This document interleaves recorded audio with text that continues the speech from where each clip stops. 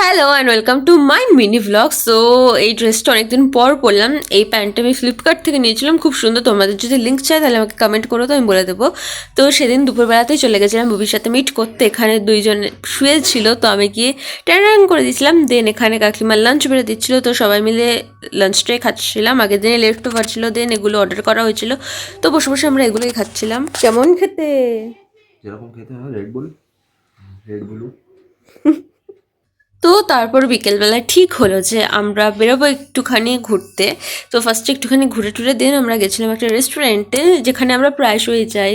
মানে কিছু হোক বা না হোক, কোথাও যদি আমরা না যেতে পারি তো আমরা এই রেস্টুরেন্টে চলে যাই।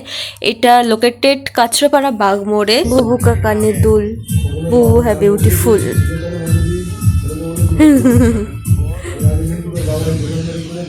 बुबू के पास है बाबी, ताई बुबू है बहुत दाम। Match shut up. দেখাও দেখাও জামা দেখাও, পেছনে দেখাও। শুধু নিজের জন্য কিনা, আমার জন্য কিছু।